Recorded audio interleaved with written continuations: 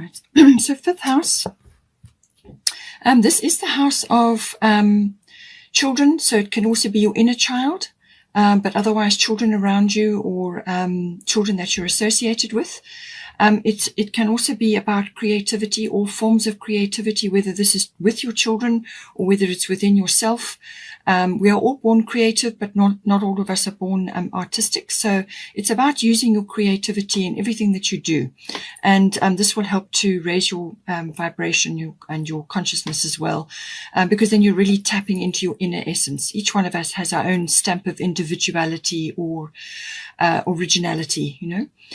It's also the house of recreation, all forms of recreation, anything fun, happy, outgoing.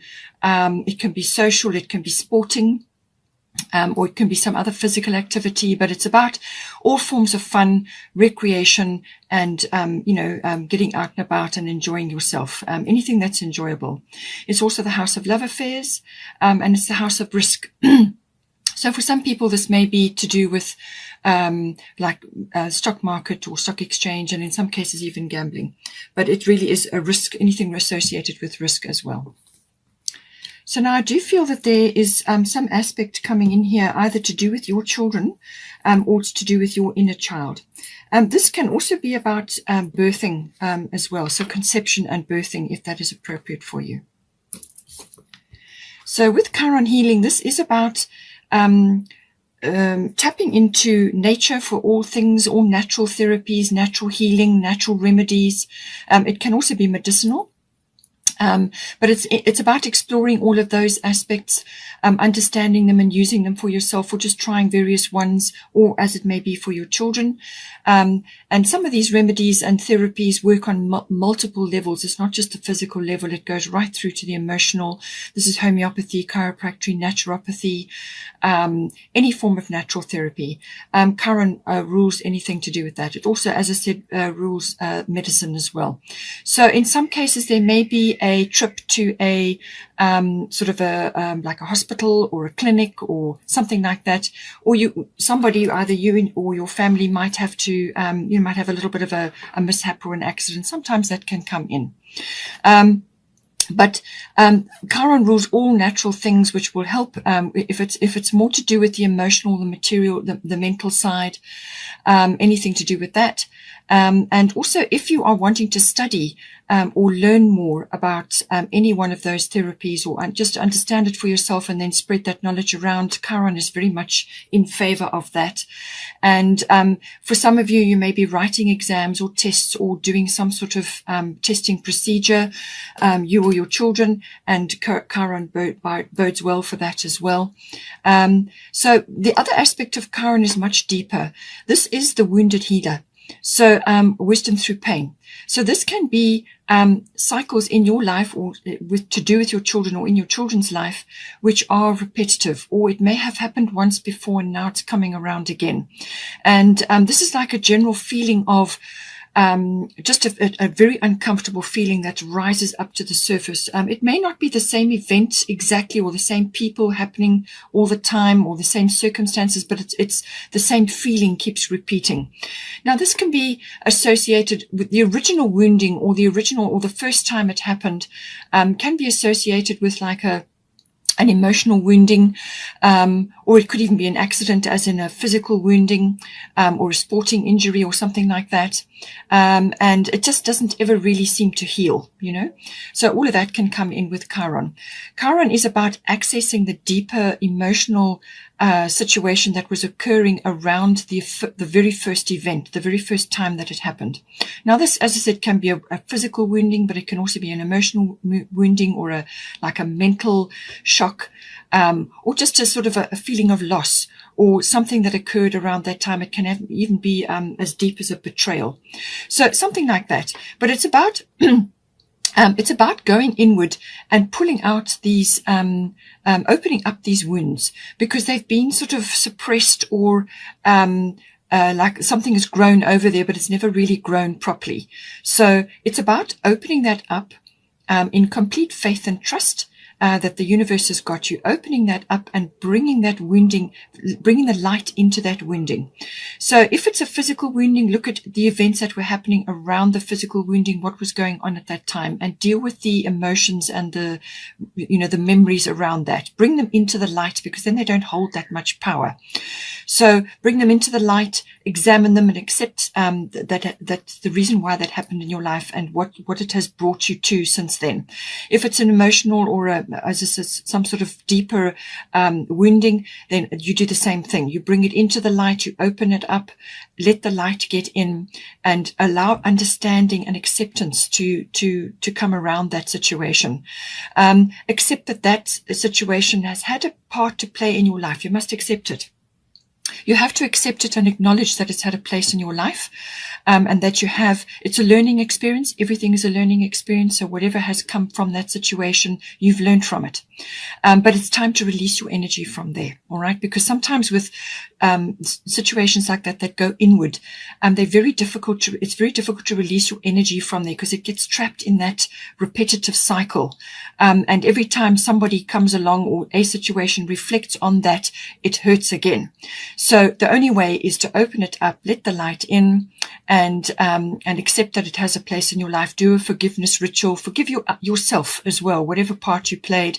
Forgive the situation so that you can release your energy from there.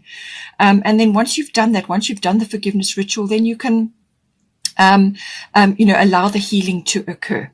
So it really is about that whole process, and everything to do with that. And this, sometimes you may need help with, whether it's a physical thing or an emotional thing. You can seek help through many, many different avenues to assist you, to really get to the bottom of that. In some cases, it might be hypnosis, whatever it may be, but seek help if you don't have anybody or any way. But also try to find out for yourself, do research, because often you are your own healer. And this card is about healing. So you are your own healer. Find ways, try different things. Not everything suits the same, not the same healing modality is going to suit everybody. We are all different. We're all constructed differently. The situation was unique to you. So there's many ways that you can apply healing. And this is about actually the search for yourself, searching for ways and means to bring that into the light and release it. So now here you've got Sekhmet, be strong. So you are stronger than you think you are, and your strength assures a happy outcome. All right. So you've also got strength here. So this is a double whammy that you're going to be requiring. There may be other aspects that we'll get into which are going to trigger this or going to enhance this healing that is required at this time. So she's saying that you're stronger than you think you are. So don't think that you can't handle whatever needs to be done here. All right.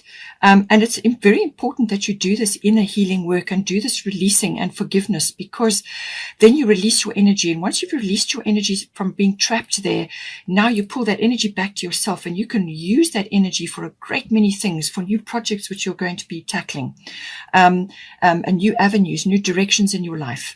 And you need all your energy. So don't let it sort of fester there, trapped in some place or some situation from the past, which you've now outgrown. So have a positive, victorious mindset in mind, okay? Whether this is, as I said, to do with you and your inner child, or you and your children, or your children may be going through this. This is about having a victorious mindset through whatever is occurring here. And this is also sticking to that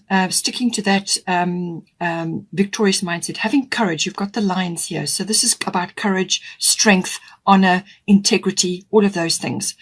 And also let go of pride. All right. So if you do need to ask for help, or you do need to seek assistance in some way, then don't be afraid to ask. But this is about having that victorious mindset, that outcome which you are hoping for, which you're working towards, and it's ignoring the naysayers and the skeptics, whatever that may be. You may have some, if you perhaps go after a natural remedy or a natural therapy, some may disagree with you and say that it doesn't work or whatever. Just ignore them. This is your own journey. This is about you finding out. Nobody has to know what you're doing. You can quietly go about it in your own way and seek the healing that you require. Now we've got some aspects here coming for the second house. This is also to do is many things, but it is about self-worth. So that may be coming in here in some way, shape, or form already with the fifth house. So this is self-worth and everything to do with that, loving yourself, and that is a very necessary form of forgiveness. All right. So when you go about a forgiveness ritual, you need to also forgive yourself and put yourself first in that healing process as well. So self-worth comes up. Also your value systems, what you value in yourself and what you value in others.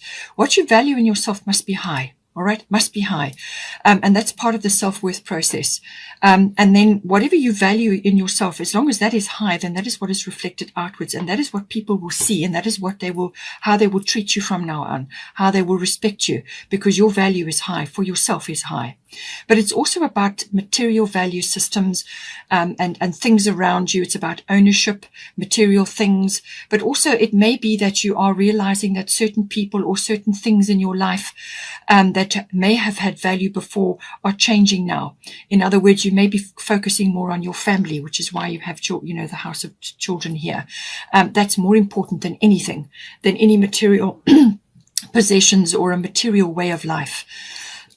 So that all may be coming up. But it's also the house of income. So you should be getting something coming in to do with your income house, however you earn income. All of that comes in.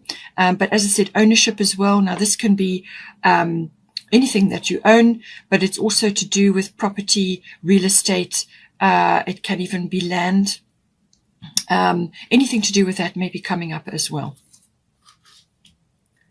So now you've got here a solar eclipse coming in. So some sort of change, rearrangement. Now, it could even be really abrupt. It could even be really unsettling that comes in. Something abruptly comes in, and you're forced into the present moment to deal with it, to actually face it, whatever it may be. So, but it's ultimately for your best good, because it's going to turn you around in some way. So this is, an eclipse. So it's a normally very quick, very sudden that something may come in. But if you are aware of something sort of lurking on the borders of your mind, or you're just feeling something, take steps to try and preempt it or try to hit it off at the past. But whatever it comes in, it's going to force you into the present moment to face it.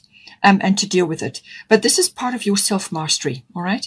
So it can also be that something amazing comes in and it shifts your reality, or it shifts your situation from an income point of view, which is really going to change how you're looking at things. That can happen as well.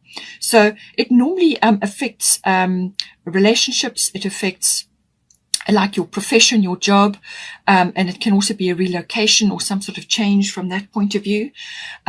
So it can affect all of those areas, or one in particular, whatever it is, but something comes in to shift your reality. And this is how you gain self-mastery, because ultimately it's your attitude and your ability to adapt to the change, or to rearrange the circumstances, because you will be uncomfortable. You will have been perhaps in a comfort zone and not really willing to do this or face this, but it comes in, and it's your attitude and your openness to the change, which is necessary to turn you around. All right. So you may have to, it can also be an existing situation that you may have to dive in and fix, change, or create something. But whatever is on the other side of that, whatever work you put in or whatever change you create, is going to be much better for you. And this is the gift of self-mastery, because you learn a tremendous amount during that whole process. Okay, so take that on board with your second house. And we've also got here Bast independent. So your independence is a foundation for your strength and success. So it's saying that this may give you financial independence, or some sort of income independence. So you could be changing your stream of income, and this is going to make you more independent, or you need to take steps to make yourself more independent in some way. And this is why the solar eclipse is here. It's going to push you in that direction. But it can also be from a point of view where your thought processes, what you think about yourself, what you think about other things, and what you think about your interests and your hobbies and your trajectory in life, which way you're going, your direction, your causes, what is close to your heart. It's being independent in thought about that. So you may be in a relationship something comes along and now you are you need to create time and space for yourself. So it's for your own interest, your own hobbies, whatever is right for you. It's about following those independently. So have your own opinions, have your own mindset, have your own space or time in which you can pursue what it is that's important to you, or it could be just thinking independently from those that are around you. It's about that. It's that independence. Cats are very independent. All right, so they're very independent, and in some cases, observing cats or having a cat can teach you a lot about independence. All right, so that may be a side issue for you, but it's saying that your independence is a foundation for your strength and success. So this can be strength within yourself, building of your self-worth, which we've already talked about, building up your personal power, your inner power. If you're strong in your mind and you're strong in your inner self, then, that is what you are radiating outwards. And this is what people pick up and what they see. All right. And, that changes the game completely.